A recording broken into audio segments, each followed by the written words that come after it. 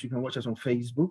That is PatMac Radio UK official, and you would find us there. I have Dr. Wasi waiting patiently online to speak to us about diabetes. And then later on in the show, I will be having Chef Lyndon Wissart, who has been able to reverse type 2 diabetes naturally without any medication. He has written books about it. And when you go on his website, you see a lot.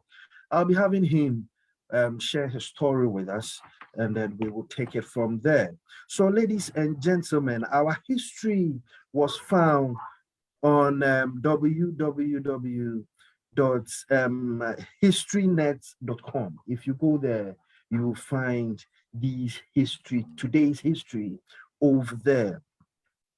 Okay, so before we go on, I want to tell you something about if you are listening to me and you need a job, if you are a natural carer and you need a job, if you live in Bedford and its environs, you can apply to the accomplished group in Boston. They have a competitive pay rate, and then they care for learning disability. So if you are interested, you can go on their website at www.accomplish-group.co.uk. The hospital is located in Boston, near St. Neots and Bedford. So you can actually call them on 01480 474747. 01480 474747. And then if you apply, there is a welcome bonus. Sorry about that. A welcome bonus of £250 awaiting you. Ladies and gentlemen, we are going on our conversation this evening. If you know someone who is living with diabetes, if you know someone who has diabetes, or even if yourself, if you have diabetes, maybe you give talks on diabetes, you can actually share this program or listen to this program for knowledge and facts, and then your life will never be the same. I have just received a text message, and then by that I will remind you that if you want to ask any questions or make any contributions, you can send me a direct message. You can send me a direct message or WhatsApp on 0741 302 5596. And I have just received a message asking about the job advert. If you are interested in any apprenticeship, I think you can call the hospital and the hospital will give you all the clarifications. Thank you very much. Ladies and gentlemen, my name is Patrick and this is Live Train. You are on PatMac Radio UK. This evening we are talking about diabetes and I have Dr. Wasi online. Hello, Doctor. Good evening. Good evening. Good evening, everybody. Thank you for having me again on the PatMac Radio UK. We are so grateful. We are so grateful. Thank you. It's so good to be here today just to talk about diabetes.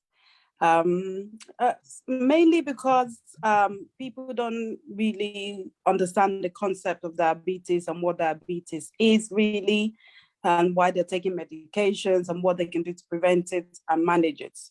Most people just go to their GP, you have a blood test, maybe you just feel a little bit tired and they tell you, oh, you have diabetes. Sorry, it's not something that you can do anything about. We'll just give you some medications. And then you just live with it. And you just say, okay, I have diabetes, I don't want to die. Let me just take some medication. So today I'm just going to educate your listeners about diabetes. Actually, there are two types of diabetes, but some people don't know about. Most people mostly know about type 2 diabetes.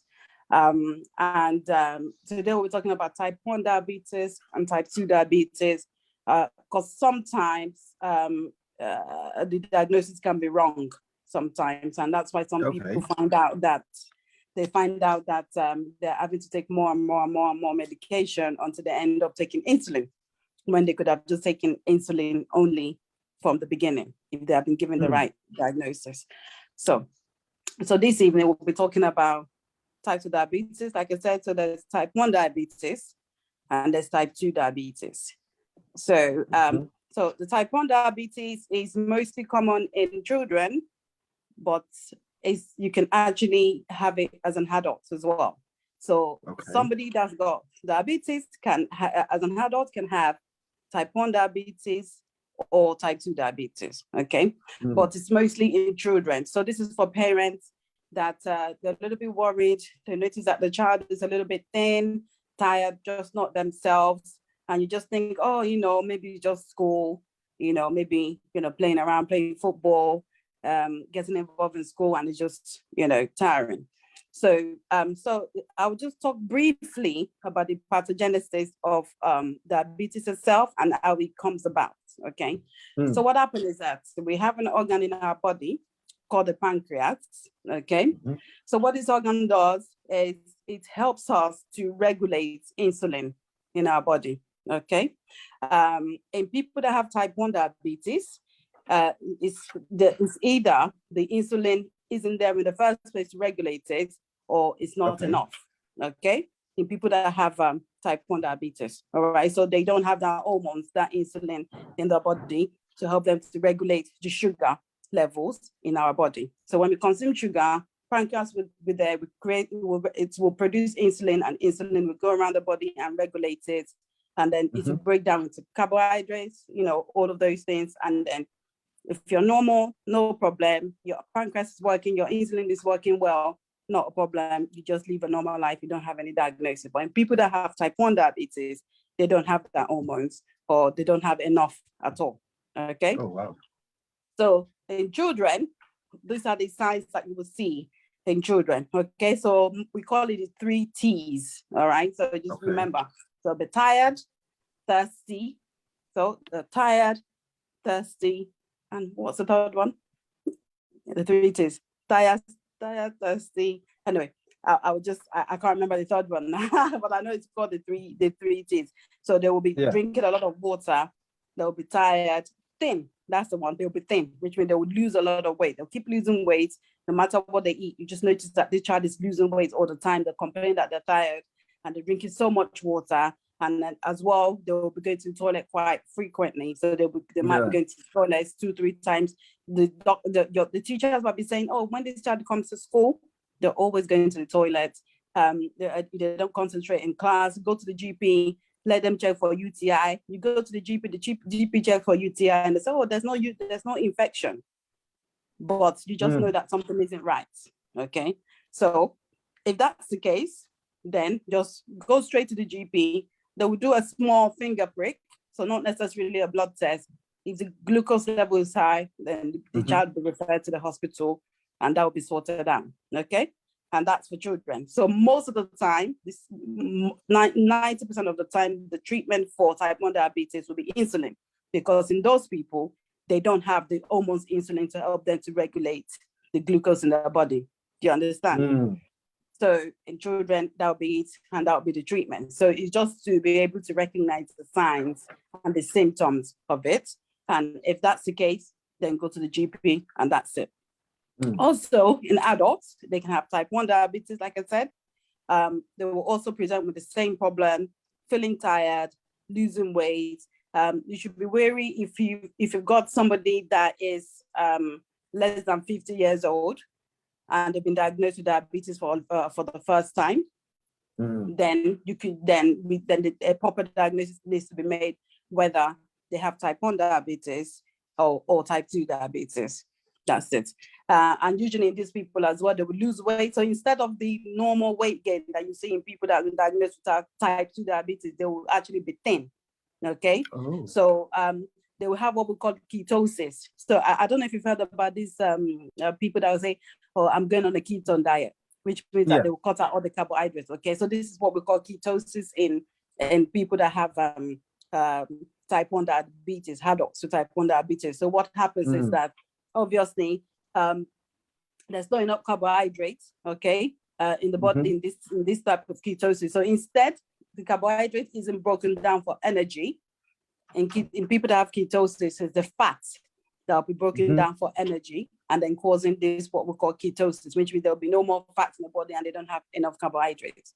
So that's also what type 1 diabetes is. So that's pretty straightforward. So the key point here is if you know somebody that's less than 50, they're not gaining weight, they're tired, they're losing weight, and they've been diagnosed with type 1 diabetes, they've been diagnosed with diabetes, you need to make sure that they tell the GP to investigate further, okay, whether it's type 1 or type 2 diabetes, especially if there's a family history of it and the person has a BMI of less than 25, then we want that to be further investigated, because giving them several medication most of the time wouldn't really work. Insulin, which is the hormones that they're missing, is what they will need for them to be better again, to feel well and not be tired and be okay in themselves. Okay, so that's type 1 diabetes. Wow. Any question? Yeah. You were talking about diagnosis going wrong. Yeah. When you started, you said sometimes the diagnosis, they can diagnose you wrong. When it happens that way, what do you do as an individual? Like, you wouldn't know. So this is the reason why we're having this talk, because you would not know, okay? Because most of the time, if a child has been diagnosed with diabetes, most of the time it's caused by the no production of the insulin or little production of the insulin. So we just know anyway that that's the type 1 diabetes, because you barely see a child having weight gain, or because they're just children basically, so they're more active, so they're burning energy, so it's unlikely for a child to be diagnosed to having type 2 diabetes. So we know that's a type 1 diabetes, so it will be properly investigated to know the type of diabetes they have, because they're children. But as an adult, when you go to your GP, okay, and you've been diagnosed with diabetes, all right, there is no guarantee that you'll be diagnosed with type 1 if you have type 1 diabetes, because you're an adult. It's very common. An adult will have type 2 diabetes, okay? So these are the signs. So this is the reason why I said if somebody is got a BMI of less than 25, so if they're thin instead of big, okay? If they're less than 50, and especially if they have like autoimmune problems in their family. So for example, if there's a family history of like thyroid problem, there's a family history of type 1 diabetes. So if you're diagnosed with that, you will tell your GP straight away, can you please, look into this, because there's a family history of this. But most times we just say, oh, they're an adult, they have type 2 diabetes. So that's what we mean about diagnosis. So sometimes not getting the right diagnosis sometimes because of the way it's been presented, or because of the age that patient presents to the GP. So, doctor, from what you've been saying, then I can deduce that diabetes type 1 can actually be genetic. Yes, it can be genetic. So if there's a family history of it, it can be genetic, because it's all to do with the autoimmune. So the insulin isn't produced in these people, okay, and that can be passed on from generation to generation. Just like people that have problem with their thyroid, that can be passed on from generation to generation. So it all works together. So if there's a family history of it, even type 2 diabetes can be passed on. You are more likely to have type 2 diabetes if you have a family history of it. If your dad has got type 2 diabetes, if your mom has got type 2 diabetes, if your close relations have got type 2 diabetes, we'll go into that later. You're also more likely to get it, as well as type 1 diabetes, because most people that have type 1 diabetes is caused by the autoimmune system, which is something that is long, will be difficult to explain in a layman language. But if there's a family history of it, it's more likely that that person will get it as well. Interesting. Ladies and gentlemen, we are talking about diabetes. We are on live train on PatMac Radio UK. My name is Patrick. If you are listening to me wherever you are listening to me from, you can share the program or you can join us on Facebook, PatMac Radio UK Official. If you have any questions or you have any contribution, you can forward it to me via direct message or WhatsApp. The number is 0741 302-5596. If you are texting or however you are doing from outside the country, don't forget to add the 0044 as the country code. So, ladies and gentlemen, I will continue with my question. Doctor, so a person who has type 2 diabetes and an adult who has been diagnosed of type 2 diabetes, what would you say is the causative factors that brought about the person not being diabetic to being diabetic?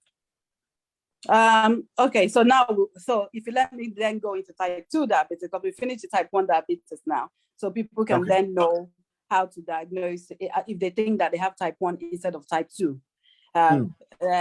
Again, like I said, some people, when they're given medication, because if they've been diagnosed wrongly and they're given a medication called metformin, okay, it's just to help with the production of the insulin and then help to generate, the blood sugar and the blood levels in the body. Some people, it doesn't work. So that would be one of the sort of like the red flags, really, that they'll say, oh, I'm doing all the exercise that they've asked me to do, I'm eating right, I'm cutting out the sugar, I'm taking the metformin, but it's not working. And then they add other things, and then they add other things, and then nothing works until you're given insulin. Then you think, oh, okay, maybe it wasn't type 2 in the first place. Maybe it's actually type 1 diabetes.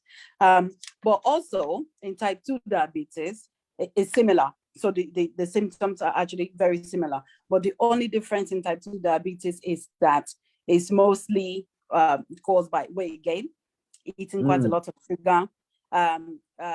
The insulin gets so tired, it's been bombarded. Let me just put it in a way layman's slang. It's being bombarded by this lots of sugar that it's not able to be able to do its work properly by generating the glucose in the body. And then at some point it becomes resistant. So it becomes resistant and it's not able to produce enough insulin in people that have type 2 diabetes. So that's the difference between type 1 and type 2. So type 1, no insulin. Type 2, there's insulin, but it's resistant, it's not working properly. Do you understand? So the factor is usually, most of the time, weight gain, okay?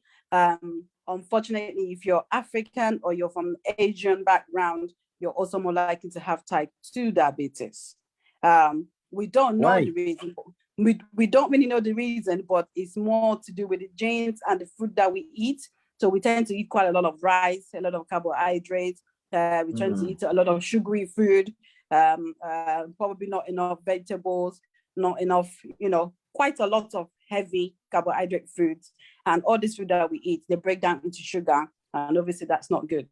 And that could cause you to have diabetes. But if you're Black, if you're of Black origin or Asian origin, you're more likely to have type 2 diabetes if you're not eating right. So if you don't have a good lifestyle, okay?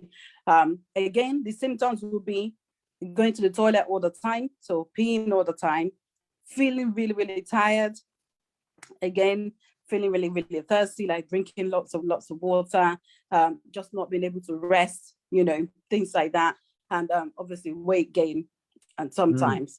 And some people, they don't actually know that they have diabetes until they've got that ketosis that I talked to you about, that when the carbohydrates, the body then uses fat instead of the carbohydrates, and then it forces them to lose quite a lot of weight. And then eventually they go to the GP and say, oh gosh, I've lost a lot of weight. And then they check for diabetes. There's a specific blood test called HbA1c that is used to check for diabetes, and it'll be skyrocketed. And then they'll find out that they've actually had diabetes all as well. So in that sense, the best way to manage it is lifestyle changes. Again, I'll go back to my lifestyle changes from last time. So it's a big lifestyle changes. Make sure you respond to your NHS health check. Okay, so anyone that's 40 years and above, you will get a text message from your GP to come to the GP for an NHS health check. So this is where they will check your blood pressure, they will check your for diabetes, and they will check for cholesterol. And they will ask you a few things: if you smoke, if you drink alcohol, and how they can help you to improve your lifestyle. So first thing first, if you're over the age of 40, make sure you respond to your NHS health check when you get the text message or you get the phone calls. Okay, and again, the only way to manage it really is lifestyle. Okay, so you can actually reverse type 2 diabetes. So that's the best thing, that's the good thing about it. It's a bit different from type 1, that there's nothing you can do about it. It's your autoimmune, that's, you just don't have any insulin. But in type 2, you just that your insulin is resistant. So you can actually reverse it. I've seen lots and lots of people do it on their own. They have a blood test, and the HbA1c is like 58, and then you see them again the next year, it's gone back to 34. They just lose weight. They just give their body the chance to do it. They eat right. They eat lots of vegetables. So the best way to do it, eat lots of vegetables, eat fruits that's got minimal sugar. So things like banana, that's got a high loads of sugar inside. So I have a lot of fruits and vegetables, but make sure that you cut down the sugar, the salt. Obviously, if you're thinking about diabetes, you also have to think about hypertension, and all of that, they all coincide together. Just lifestyle changes, eat right, eat well, lots and lots of exercise, lose the weight. Try your best to lose the weight, and you can be able to reverse it. So, doctor, thank you. I would ask you the next question. Diabetes in pregnancy, how dangerous is it? It's very dangerous because it can actually cause the baby to gain weight. Okay, it's dangerous for the mother because obviously whatever you eat, you pass on to the child. Whatever you have, you pass on to the child. That's what they say when you're pregnant, because obviously it's a placenta. You're feeding everything through the placenta, so it's dangerous because of the weight gain itself. And other things are a little bit complicated in obstetric, but most of the time the child will be a little bit bigger, sometimes much more bigger than a normal weight, and which means that the mom might end up having a C-section, it's a cesarean section, because the child will be too big to pass through the vaginal wall to have a natural birth. And that's just one of the reasons. And when the baby is born, they can have all sorts of things like hypoglycemia, high sugar, and it means that sometimes the baby will have to stay in the hospital to be able to monitor their glucose levels before they go home. So more hospital time and things like that. But that's something that is quite specialized, that will be discussed by the obstetrician when the mother is pregnant. But usually when the mom is pregnant, they do give them medication as soon as they find out, because they have frequent blood tests anyways. So when they do find out that they have gestational diabetes, because some people, they have diabetes before they get pregnant, and some people, they have what we call gestational diabetes, which is diabetes that's been brought on. Okay, it's also like an immune response because she's pregnant, that's been brought on due to pregnancy. Okay, so these people, most times, as soon as they have the baby, is we go back to normal, because that's not how they were before they got pregnant. You see what I mean? And those people as well need to be closely looked after, because some people that have gestational diabetes can then later on in life, develop that type 2 diabetes. So if a woman has got gestational diabetes after birth, even though it returns to normal, they will still have yearly blood test to find out and to monitor, to make sure that they don't actually eventually develop type 2 diabetes. Okay, so doctor, a mother with type 1 diabetes who is pregnant, how do you manage that? Insulin. Straight away. So but I heard that when you're pregnant, you don't take injections. So what happened to that? I don't know what. All of that. You will be given insulin. Even people that develop gestational diabetes that is not well controlled with medication are later given insulin. So it's still the same treatment. It doesn't matter. It doesn't matter whether you're pregnant or you're not pregnant. You can't just be left or there's so many things that could go wrong. You could have what we call like a hyperglycemia. It can even lead into a coma if it's not being properly treated. Yes, so it's quite dangerous. So you can't be left because you're pregnant. So a woman that's got type 1 diabetes, it will still carry on taking their insulin they were initially taken prior to getting pregnant.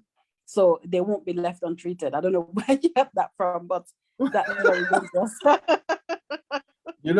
Information flow, flow, and by the time information will get to you is twisted. Of course. Yes. That's why we need such information. Yes.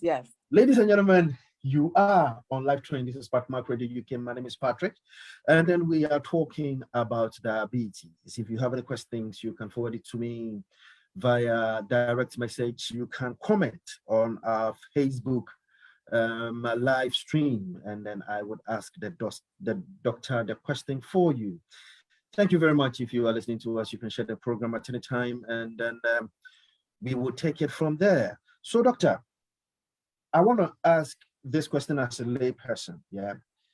Okay. So, a mother who doesn't have diabetes, can the child in the womb get type 1 diabetes? I mean, it's possible, but you probably wouldn't find out that the child has got type 1 diabetes until the child is born and they start to present with those symptoms I discussed earlier. It's unlikely that they don't check for type 1 diabetes when the child is born. They just check for the glucose level to make sure that the glucose level is normalized. So if the glucose level isn't normalized at birth, then they try to correct that. They know what to do at the hospital when the child is first born. But the child could have type 1 diabetes, but they might not present with it. They might not present with type 1 diabetes immediately or in the womb. Do you see what I mean? So like I said, it's mostly like genetics. So when the child is born, they will do all the tests, check for other problems like thyroid, G6PD deficiency, and they will obviously check the glucose levels, and they will try and normalize that, they check the temperature, all sorts of things that they do. At that time, they won't be looking for type 1 diabetes. They will just want the mom and the child to be okay and everything is regulated, and they go home. A few years down the line, the child might then start showing symptoms of type 1 diabetes, and that would be how it will be diagnosed. But it's possible that a woman can be pregnant and the child inside her would have type 1 diabetes, but it's unlikely that would be diagnosed at birth, if you see what I mean, because that's not what is looked at. They look for the glucose level, not the sort of diabetes that they think that the child could have. Thank you very much, Dr. Wasi. Ladies and gentlemen, we have the inspired diabetic, Mr. Lyndon Wissart, online. This man is the founder of Linspiration. If you go on his website, www.theinspireddiabetic.com, you find more information about him. And then he is online to talk to us about his story. According to his story, he reversed type 2 diabetes within 105 days. 105 days. I am really inspired. When I read the story, ladies and gentlemen, I was so inspired. And that was why I begged him to be here. He is a busy man, but he has found time for us. Mr. Lyndon, good evening. Good evening, Sir Patrick. How are you doing? I'm good, thank you, sir. Thank you for coming. Thank you for coming. My pleasure. Can you hear me clearly? I can hear you clearly, sir. Excellent. That's positive. It's an honor and a privilege to be on your show this evening, and to be amongst your guests as well. I've been listening, and your guest is very knowledgeable, So I'm going to hide underneath the carpet for a little bit. That's okay, sir. Because don't get me wrong, you've got a lot of educated nurses, doctors, and scientists about diabetes, and they know all the fancy names, and all that, when I was diagnosed, I didn't even know what diabetes was. Wow. I didn't even know what the word diabetes was when I was diagnosed. So when I was diagnosed, I was surprised. I wasn't shocked because it meant nothing to me.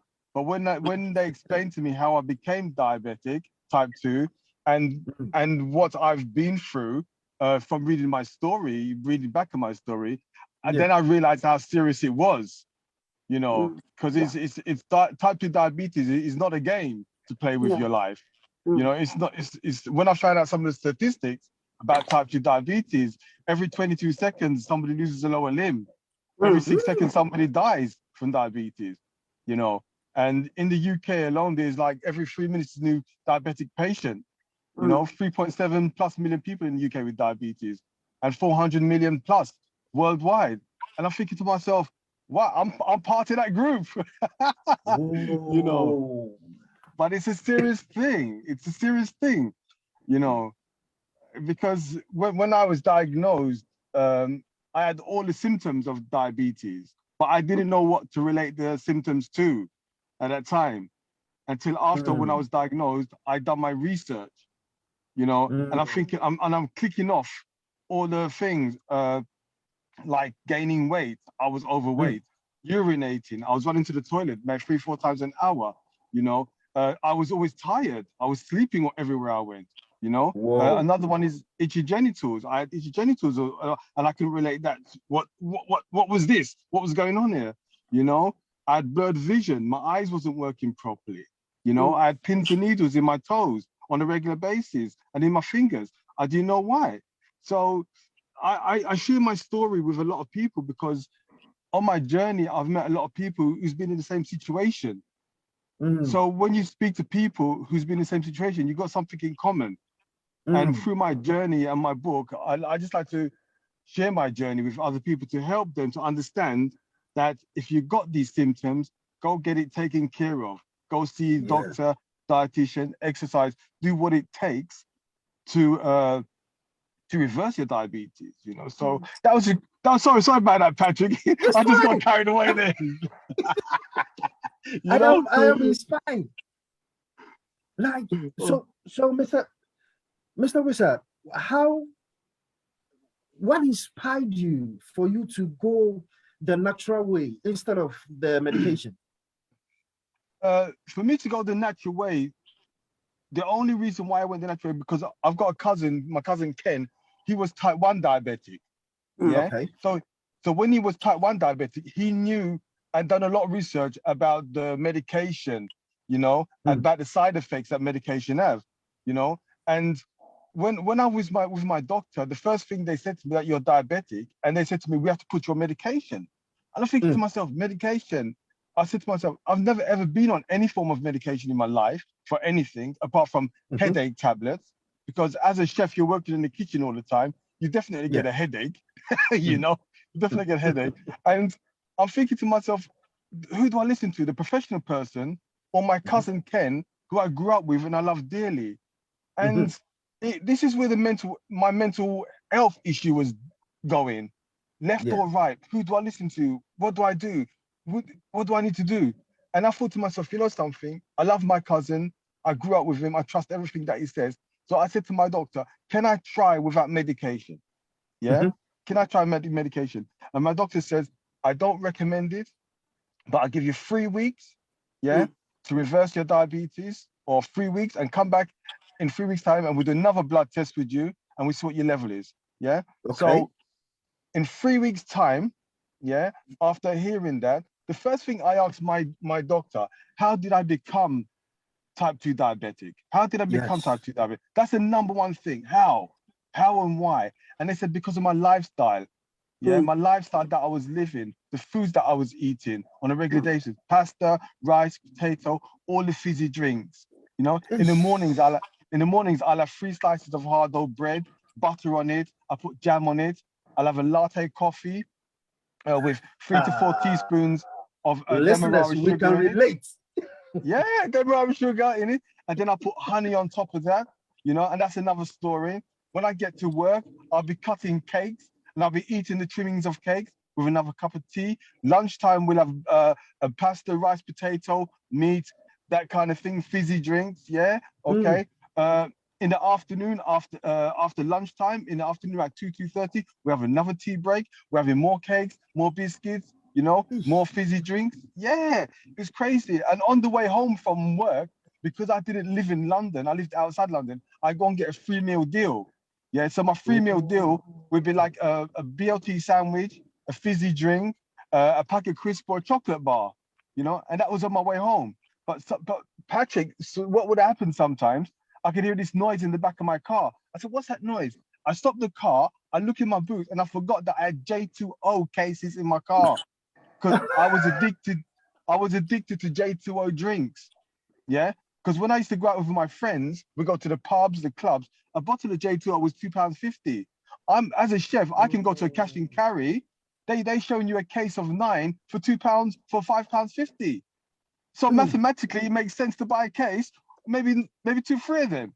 So the thing about it, what I didn't realize, when I'd open the boot, I'd take a bottle and I'd open one there and then, and I'd drink a bottle of J2O, yeah, in the booth, and then I'll take another one into the car with me, yeah, alongside my free meal deal already, yeah, and I'll finish all of that by the time I got home. As a lot of you ladies know, when your husband or your partner gets home and you've cooked a nice meal, the first thing you're gonna say, "Are you ready to eat, darling?" You know, are you ready to eat? And I'm thinking to myself, listen, I've been eating all day. Do I need to eat again to my wife? You know, she says, Lyndon, this food's nice. So she's going to cook a pasta, rice, potato, you know, and on my table would be my #1 drinks, you know, my ginger beer and my mango juice. Yeah, just think. So I'm having my wife's food now. And Patrick, I know you're laughing, but you know the thing about it, yeah, okay? As a man, you know we like to watch football after we've had a good meal, yeah? Hello. We turn the TV on, yeah, okay? And then what do? We fall asleep, yeah? We fall asleep in front of the TV about 7:30, 8 o'clock. About 9 o'clock, 9:30, the wife comes and gives you a nudge in the stomach, you know, get up and go to bed, you know? And then you tell your wife, okay, I'm coming to bed. And next thing you know, we've gone to the kitchen. Oh, you know something, let me have a drink before I go to bed. So make myself a cup of tea. And then what would you do, Patrick? We go to that top cupboard and we get out a pack of biscuits. Yeah? And then we have 1 or 2 of them biscuits. And then we say, ciao, I'll go and get a couple more. But by the time you know it, you've taken a packet of biscuits and you've gone through all those biscuits. Yeah? All those 1 pack of biscuits in that evening. You know, so I give this as an example of what my consumption throughout the day is, but I didn't realize it. That was part of my daily lifestyle. Yeah, but we don't realize how much we eat. The only time I realized how much I was really eating is when I started to write it down, making a database of what I was eating every day. And so this is how I became type 2 diabetic. You know, so when my doctor said to me, "This is your lifestyle," I said to myself, okay, I got 3 weeks to change this. So how did I become type 2 diabetic? Pasta, rice, potatoes, my sugary drinks. So I said to myself, you know something, Lyndon? As of tonight, you're going to cut down on everything. Today is one day, tomorrow is a new day. You're going to cut down on everything. So I cut down on the pasta, rice, potatoes, the fizzy drinks. I stopped all of that. Yeah. What I started to do from there, I started to take my daughter to school in the morning. Yeah, because I was self-employed, I didn't have to work. And because I was worried about my health, I didn't have to work every day. So I decided to take my daughter to school in the morning, yeah, for 8:30. And from there, I go straight to the gym. And from straight to the gym, I'll be spending 3 to 4 hours in the gym working out to bring my weight down. Because my mother told me, Lyndon, your belly will get big. You know, my mom's Jamaican. She said, Lyndon, your belly will get big. That's when I know I was overweight. You know, I thought to myself, Mom, you can't talk to me like that. I'm the baby of the family. You know, the baby, you can't talk to me like that. So that hurt me. So I was determined to lose my stomach and lose the weight. Yeah, to lose the weight. So from there, I'll be doing that for like 4 or 5 times a week. Yeah, going to the gym, exercising. I'll come back to my car. I'll have a punnet blueberry and a banana. And I'll just be drinking water all morning, just drinking water.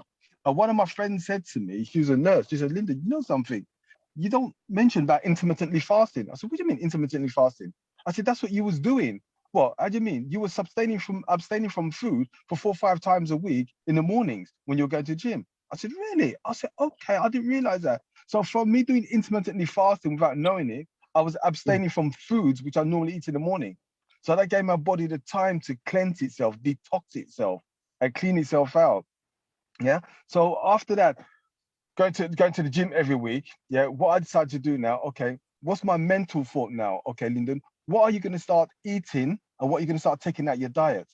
So I started to eat more vegetables, more fruits, more salads. Those are the kind of things. I used to love my meat. I used to love my lamb, my beef, my chicken. And over that period of 3 weeks, all of that I started to cut out to my diet. Started to cut out my diet. Yeah. Mm. And because of that, what I realized, I wasn't bloated as much. My body felt more energized, more Mm. energized. And through my mindset, my diet, physical activity, and my intermittently fasting, yeah, in the first 25 days, yeah, from my HbA1c being 92, yeah. Wow. So if anyone don't know what the HbA1c is, it's when they monitor your blood sugars for the last 3 months, yeah. My HbA1c when went out for my next blood test in 25 days went down to 77. Wow. Yeah, it went down to 77. Within another 28 days of just doing the same routine, my blood sugars went from 77 down to 60. Yeah, and from 60, I went all the way down to 41 in a total of 105 days without Wow. prescribed medication. Wow. Yeah, and that's all I just done. Focused on what needed to be in a short period of time. Short period. I lost over 2.5 stone in weight. Yeah, I had to buy new clothes because I've lost so much weight. Yeah, okay. And psychologically, Patrick, one day I was going to a meeting and I left work in my chef's trousers, you know, and I forgot to take my trousers to work with me. So I went to a shop to buy a pair of trousers and I went for the big size, which I thought I was. But when I tried it on, I thought to myself, Linda, look how much weight, you know, I was a 38. I had to buy a trousers, which was a 32, no, 34, 34. Whoa. Yeah. Because it's psychologically, it happened because it happened so quick for me. I couldn't take everything in at the same time, the changes and all that. But one thing I must tell people is that once you reverse your type 2 diabetes, you feel so much better. You have a better life with the family. Your mind is better. You physically feel better, more energized. Because I used to have like 2 bags of jelly babies when I used to drive to keep me awake. Because I thought the sugar will keep me awake, you know. But because when I cut out Yeah. all these sugars, I'd still had so much energy, and I couldn't understand why. But I had a lot of energy. So regarding what I done it in layman terms. Mm. You know, I done it in layman terms, you know. I just followed some information from my cousin of what foods to eat. There's foods called flavonoid foods. Yeah. Flavonoid foods are foods that heals and nourishes the pancreas. Yeah. And this is what I started Okay. to focus on. So I'm saying to myself, in my research, and what my cousin told me, if there's something wrong with your body, a specific part of your body, why not focus the foods that can heal that part of your body? So that's what I was eating, flavonoid foods from fresh herbs like parsley, thyme, oranges, bananas, dark chocolate, you know, peppers, tomatoes, all these kind of things I was focusing on. Even red onions. I used to eat a lot of white onions. Yeah. But when I Okay. found out red onions is much more better for you, I started to focus on red onions. And what I'm saying is that in that journey, I focused on a lot of the foods that I enjoyed eating. I liked eating. A lot of the time we eat foods for the sake of eating it. We don't even like it. We say, oh, I'm gonna eat it anyway, you know? Yeah. We But just want to be full, as isn't it? yeah, you just want to be full. But what I'm saying for my journey, let me just make a disclaimer. This is what I done for myself. Yeah. I'm not a nutritionist, I'm not a doctor, I'm nothing, I'm not a medical person. Just to clarify that, yeah. And what I thought would work for me in my short period of time to reverse my diabetes is just focus on the foods that's going to help me that I feel comfortable with. Mm. Yeah. So now that I've reversed my type 2 diabetes back down to the normal level, I could learn how to control it now. And to control it, some people say it's hard, but to be Mhm. honest with you, it's not as hard as you think if you know what you're doing on a day-to-day basis, if you know what you're eating. If you focus on what you're eating, what's good for you, and you like it, I do it. You know, Wow. it's been what 4 years for me now. 4 years for me, and I still eat healthy. Even today, I'm eating celery, blueberries, and drinking water. And I'm thinking to myself, Lyndon, you're so boring sometimes, you know, but And it's not the keeping me JTO. healthy.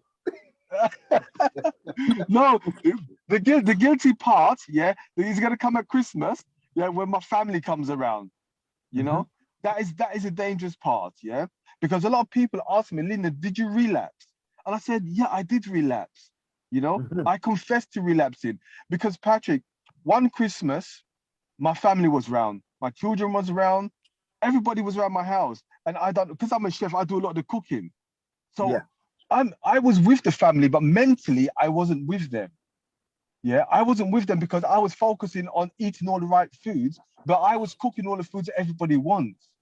Yeah, and I decided to take a selfie when all the main course had gone out. There's all the desserts, all the cakes was on the table. The banana cake, the carrot cake, the Christmas cake, you know, the ice cream, the custard, everything was on the table. It was like, wow. So I thought to myself, let me take a selfie. Let me take a selfie just to show people, yeah, what you have to be strong about. So I took my camera, my phone, I done a selfie. I pressed that button. I looked at the picture. And something just clicked in me. Lyndon, sure, you've been so good for the last 2 months. Have a piece of cake. Reward yourself. So I tried a piece of I tried a piece of banana cake. Yeah. So I had one piece of banana cake. I said, well, that was nice. Then a carrot cake I tried. I said, yes. And then a Christmas cake. And then I put custard on it. I'm Patrick. I thought to myself, you know something? I don't care. I'm just gonna go for it. I'm just gonna relax now. And the minute I done all that, my body, my mind, my spirit was with my family, you know, because I didn't have that cloud over my head that I got to control myself. And I thought to myself, Lyndon, whatever it takes, you're going to bring your blood sugars down after this Christmas, you know, whatever it takes if it's gone up. Just this one time. Yeah, just this one time. But let me tell you the scenario of this. I had a blood test, it was January, I think it's January, after Christmas, January, February, I had a blood test, yeah? And when I had that blood test, yeah, my sugar level was low. My sugar level was still low. It didn't spike at all. The reason being, the first 2 months of me working so hard to bring my sugar levels down, yeah, that means when I did eat over Christmas, it didn't spike it high. So when I had my blood test, when I went for that blood test and I was waiting for the results, I was nervous. I must admit, I was nervous waiting for that blood test. And when I got the blood test, they said, your sugar levels, you're still normal. I said, what? I said, what? I said, yeah. So this is what I'm saying. There's people out there, we still got the addiction to foods. Yeah, okay. And to be honest with you, do not blame yourself for that addiction, because that's how we grew up with. Yeah, we grew up with the fizzy drinks, the cakes, the biscuits, and all that kind of things. But the one thing you got to do is remember, you have to reward yourself if you've done something to bring your sugar levels down. Yeah, and it doesn't necessarily have to be something sweet either. It could be a fruit, it could be vegetables, it could be something like that. It doesn't have to be a cake. Remember that. But the sooner as you reward yourself, you're going to feel better about it. If you're reversing your type 2 diabetes and you want that piece of cake, yeah, or that fizzy drink, and you say, no, I don't want it, I shouldn't be eating it, then you're playing danger with your mind, your body, and your spirit. You have to make a decision. Are you going to have it or you're not going to have it? If you're on a journey to reversing your blood sugars, yeah, then make a decision, yeah, to say, yes, I'm going to have the negative sweet, the negative cake, the negative biscuit, but I'm going to do something positive after that. Yeah. Wow. Or if you're in that mindset already, you're going to have a banana, a fruit, or something else, or look for a healthy option of a cake. And there's plenty of them out there. Wow. Mr. Wissart, I've got some questions from my listeners. Yeah. So I will go back to Dr. Wasi, and then I will ask a question from Mr. Ama will be asking. He wants to know the type of organs in the body that diabetes affect and how you can. Types of organs. Yes. Oh, I don't. That question is a little bit tricky. do they mean by the side effects of having diabetes, or where because the only organ in the body that regulates insulin is the pancreas. The pancreas, Yeah, it's the pancreas. So if they mean about the side effects of not or that question is a little bit so tricky. In my own understanding, can diabetes affect, like, say, your eyes? Yes, it can.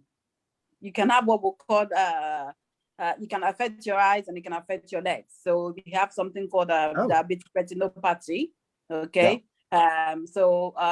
Untreated diabetes. So everyone that's got type 2 diabetes, even if you reversed it and you're borderline, you will be given a yearly invitation to check your eyesight, or to check your, that's why they'll ask you to check your feet. So they need to check the pulse in your legs, and they'll send you to the hospital to check your eyesight. So it can affect your eyesight and your legs, basically. Oh, wow. Yeah. Okay. So, Mr. Wissart, I'll come back to you. Another question from Pastor Bradley Opoku. He says, I am over 40 years and normally eat quite late in the night. Can that lead to type 2 diabetes? It'll lead to more than type 2 diabetes, a big belly as well. No, but it depends on what he's eating at night time. If he's having nice vegetables at night time and having Dr. Wasi, I don't think he is. that's why he's asking. Okay.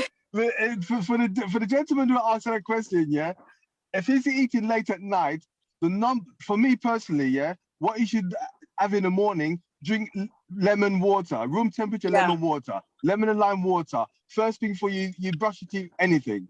Okay. Drink that down. Yeah, what I usually do if I'm gonna eat late at night, you can get those salad boxes, the ones that they do in Tesco, the £1 one that's got the lettuce and all of that. Okay, and you can get a little bit of like a macro fish with olive oil, not sunflower oil, no anything else, just the one with the olive oil, and you can have that. So mackerel is good, and you can have a bit of salad. It's still be filling. So if you don't have a choice and you have to eat at night time, so that's an example of what you can eat. Just get a nice salad, carrots, lettuce, cabbages, with a little bit of fish, no oil. If you're gonna have any oil in it, just a little bit of olive oil, and have that. And then don't drink any fizzy drinks or anything like that. Just water. Try not to even have anything like lime, lemon, because sometimes it can irritate the lining of the stomach. So just drink like clear water and a little bit of salad and a bit of mackerel. But if he's eating rice and peas and chicken and jerk chicken at night time, I'm gonna tell him, listen, I'll slap you in the head. Stop that! Stop it! When he wakes up in the morning, you don't eat until 12 o'clock. As a punishment. Don't do it, because when you eat late at night, your body doesn't settle. I used to eat at late all the time, and for some reason I never slept properly. I always had nightmares. My body's always moving around. I woke up with a cold sweat, even sometimes a hot sweat, and I don't understand why. It's because you're eating late at night, especially when you're living a lifestyle of fame or whatever. You're out late. I work in the kitchen. And the amount of people that comes in the kitchen, into the restaurant, and they're eating 9, 10 o'clock at night, and they're having proper full meals. Wow. They're having full meals. And these like big tables that come in, and they're eating big meals at 9, 10 o'clock at night. And I think to myself, how come these people be doing this? So I think consciously you have to think about what you're doing if you are on a health journey. You really got to think, what are the adverse effects of you being diabetic? For me personally, one of the things that motivate me to reverse my diabetes, I'm self-employed, and when I knew that it could make me not work, I could be off work because of it, because the day I was diagnosed, I had to leave work early anyway, so I lost half a day's work, and I think to myself, if I'm losing work because I'm diabetic, that's going to affect my financial situation, going to affect my family, my livelihood, and all the other things.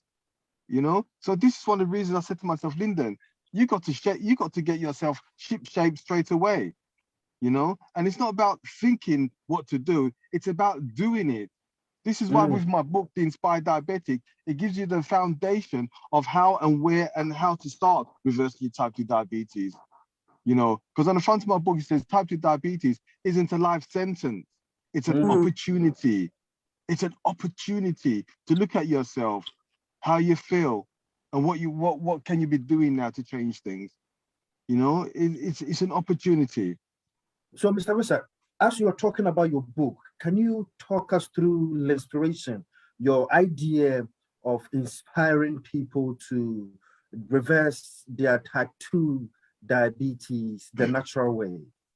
Okay, the first thing is that I didn't write the book specifically for anybody. You know, I wrote the book by default. The only reason I wrote the book is because my cousin Ken, when he became type 1 diabetic, he told me his story and his journey, how he became type 1 diabetic. I said, Ken, you know, these type 1 diabetics out there who need to hear your story. There's people out there who need to hear what you've been through. And I said to him, you need to write a book, do a video, do something. And he said to me, Lyndon, I thought about writing a book. I said, great. Let me contact a friend who could probably help you write the book. So I spoke to a friend. My friend said to Lyndon, come to this event that we're having where we're showing people how to construct books, put books together, that kind of thing, yeah? I was at that event on the front row because I wanted to get as much information to share with my cousin Ken. My cousin Ken was sitting on the back row. I'm looking at it and saying, you're supposed to be at the front where I am to get the information, how to put the book together. So I'm sitting in the front row, and I just, for some reason, I met this lady and she's written about 4 books. I said, how come you written 4 books? She goes, I just enjoy writing. And for some reason, they said there's a light bulb moment come on in your life. And this was for me. And that's the day when my HbA1c went down to 60 after 2 months. And my cousin Ken said, Lyndon, you've done something really good, you know? So what I decided to do, I asked Darren, you know something? What I done for the last 2 months with my diabetes, my cousin Ken said it's good. Maybe there's a book in me, you know, maybe I could write. And Darren said to me, okay, Lyndon, what I need you to do is write down everything that you've done, yeah? And next week, come, let's meet up and share it with me. When I met up with Darren that day, yeah, all I did before that was write down everything on A4 pages of what I've been through, yeah? I sat down, I opened up this pile of papers, and I started to read. And as I'm reading, I just started to cry. Wow. I just got so emotional because I didn't realize what I was eating before. I didn't realize what I started to eat. I didn't realize what I was going through until I started to read back what I've written. And I was in tears, and I looked at Darren, and Darren had a tear in his eye. And I said, Darren, what do you think? He said, Lyndon, let's write the book. He said, let's write a book. And if Darren said to me there and then, yeah, there's no book in you, Lyndon, forget it, I would never have written it. Yeah. So I wrote the book because Darren said, yes, let's do it. And that's how the journey of the book started. So in the book, I'm talking about my journey. The most important thing, my journey. And because back in the 80s, I used to work at Savoy Hotel. Yeah, okay. And at the Savoy Hotel, as a teenager, they used to bring around a trolley of drinks in the afternoon of lemonade and water. And I used to love lemonade. That's what we always drink, you know? And in the 90s, I always used to be tired. I was constantly tired in the 90s. Yeah. And then what happened? I used to drink, like I said before, I used to eat 2 packets of jelly babies on journeys in my car to keep me awake. So even back in the 90s, I might have been diabetic and didn't realize it. So through my book, I share my journey of the experiences that I've had so that people could understand there may be something wrong with you now that you've probably had 10, 15, 20 years ago. And because I've been doing some events, I've met people who are type 2 diabetic for 10 years, 20 years, 5 years, 2 years. I'm saying to myself, how come you're diabetic type 2 for so long? What are you doing? What are you going through? How does it affect your life? You know, how do you manage being type 2 for such a long period of time? You know, Wow. and that's my question to people. So, Mr. Wissart, if we want to get your book, if we are interested in buying your book, how do we get it? You can go to my website, theinspireddiabetic.com, theinspireddiabetic.com, where you get my book. There's other outlets you can get the book from as well. But if you get it through my website, yeah, you can get a signed copy. And if you got the book, you want the book to a specific friend, family, or relative, I can sign it to them as well. I can. Sure. If they go onto my website and if they want to have a specific talk with me, I have a reflection call on there. Excuse me. I have a reflection call on there as well, where they can communicate with me, contact with me, and I can give them some, share some of my experience with them. And that's what I do with people. So it's the journey that I'm on now. I didn't expect this journey. It wasn't planned out to be like this. But you know, now it's become part of purpose. Yeah, but but Patrick, the thing about it, on the journey, yeah, I've met so many people who are interested in knowing more about me, you know, and I didn't realize how important it was at the time. This is why I'm still doing radio shows. I've been on several TV shows. I've been on many radio channels. I've written many articles in different publications. Even today, someone sent me something about publication this was never meant to be for me, but it's come my way because people want to know about my story, my journey. But I didn't know how important it was at the time. The first time I went onto a national radio show is when I was at a birthday party. And you know, sometimes you go to a birthday party and you're sitting down at the table, everybody's talking about what they do for work. I'm a mechanic, I'm a singer, I'm a dancer, you know, I'm a chef, you know, and then you tell them what you've been through and what you do. And I told people that, okay, I'm a chef, I just reversed my type 2 diabetes. And this guy said to me, I want to interview you on my radio show. I said, pardon? I said, who are you? It's like, who are you? You know, who are you? But you know something, I was so nervous when he said it to me. He said, I'm going to contact you, I'm going to get you on my show. And the thing about it, when I didn't know who he was really, at that time. But when he told me his name, for some reason, it rang in my head. It rang in my head. So I thought to myself, okay, I'm going to go to the studio and do an interview. Patrick, I had so much papers all over the floor, on the wall, because, you know, this is new to me, you know? So I didn't want to make a mistake or say the wrong thing or anything like that.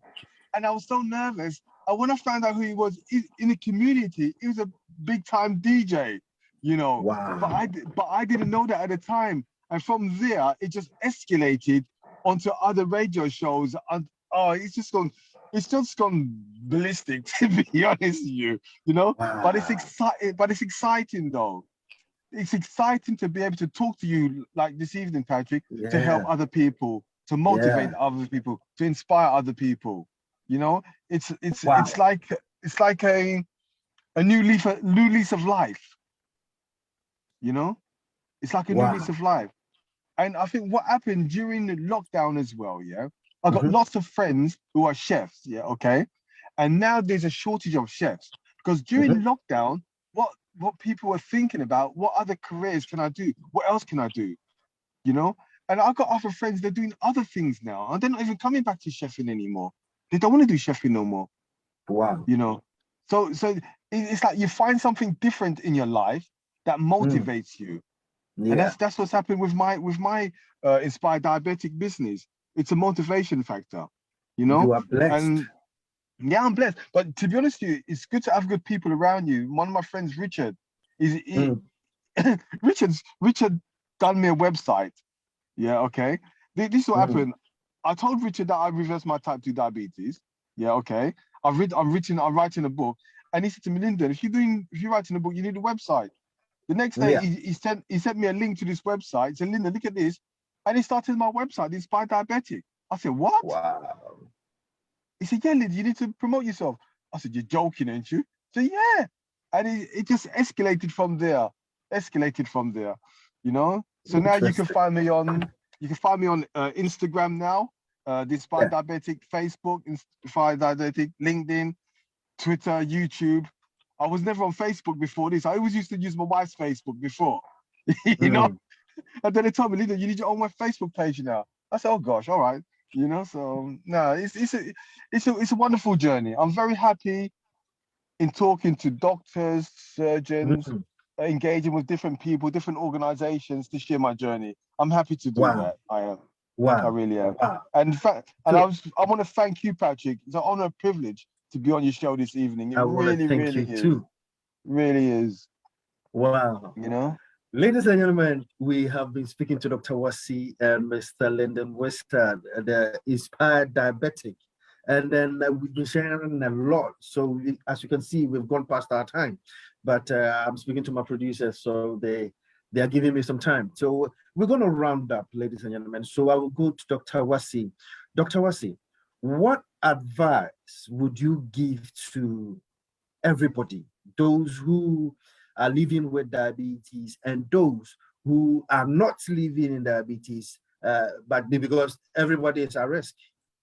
Yes, everybody is at risk. So the advice I would give people living with diabetes, if you can't do it like Lyndon, you can also start. You can also start the medication. Sorry. you don't have to do it as quick as me. Take your time, you know. Take your time. There's light at the end of the tunnel, you know. Exactly. So you can also it depends on the on your HbA1c. So if you feel like you can't do it as quickly as our special guest there, you can actually start the medication if you're type 2 diabetic and then do those lifestyle changes.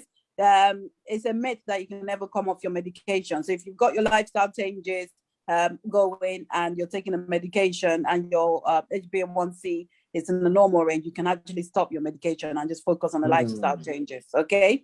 As well, if you don't have diabetes but you're prone to having diabetes, lifestyle changes, eat well, eat right. The first thing to do is cut down what the fizzy drink. Try to drink lots of water. Change everything to brown. It's quicker. So if you like to eat bread, change to brown bread. If you like to eat rice, change to brown rice, and in small portions. And then we'll take it from there. So lifestyle changes is just the way to live. If you want to live, you got to change your lifestyle. You change everything to brown. Brown is good. Yes.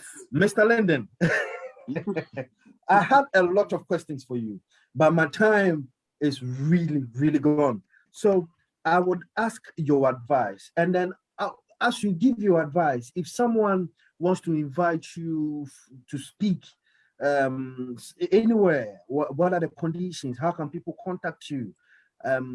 What should we do to follow you in order to get what you have? To follow me or to contact me, they can go to my website, The Inspired Diabetic. I have a contact page there where they can send me a direct message. Instagram, a lot of people contact me through Instagram as well. Facebook, these messages on Facebook, and that's how I do it. Because you get a lot of people that want to engage with you. So when they engage with me, I check them out as well to make sure they're genuine people that want to talk to me. You know, so I do my my due diligence on certain groups, organizations before I do anything with them. So so they can contact me directly on Inspired Diabetic, my website. On my website, I've got videos on there about my journey, the things that I've been doing, drinks that I do, these foods that I've been doing. I've been doing videos in lockdown about certain foods and ingredients that can help people with the diabetes. I got tons and tons of people just following me. It's crazy. There's 140 odd countries looking at my website on a regular basis. So and it's all by default. I don't know. It's interesting, you know. You've got a lot of stuff on your website. Like when I visited your website, I was stunned. I was like, wow, the videos, the testimonies, even the way you cook your food, the presentations. Listeners, guys, you need to visit his website. You need to visit. The inspireddiabetic.com. Visit the website And yes, then, I'll also tell my patients to visit his website. please. Thank you very much, Dr. Wasi. Thank you. Thank you. You're welcome. Ladies and gentlemen, our time is gone. We are very sorry for, but it was worth it. It is worth it. The information that we have tonight is worth it. And then it is going to be on our website. It's going to be on YouTube. It's going to be on Facebook. Wherever you follow us, you can catch up and recap on everything that we have spoken about this evening. If you want to speak to Mr. Lyndon, you can contact him. You can go to his website, www.theinspireddiabetic.com. You would find a lot of things there. If you want to contact us, you can call us or WhatsApp us, or even direct message 0741303015596, and you would get to us. You can also visit our website, join our club, www.PatMacRadioUK.co.uk, and then we will take it from there.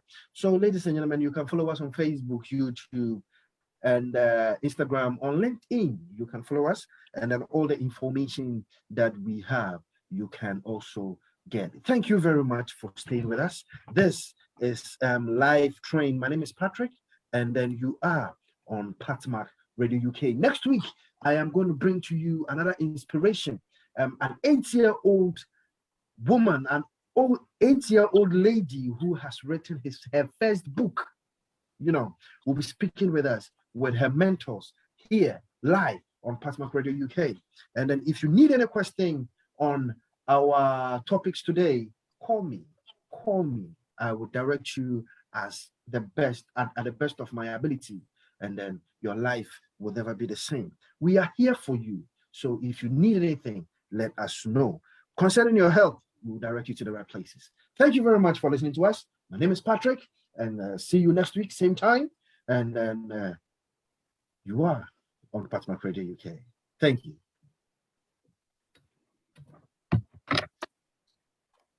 Thank you very much. Hope you stop recording.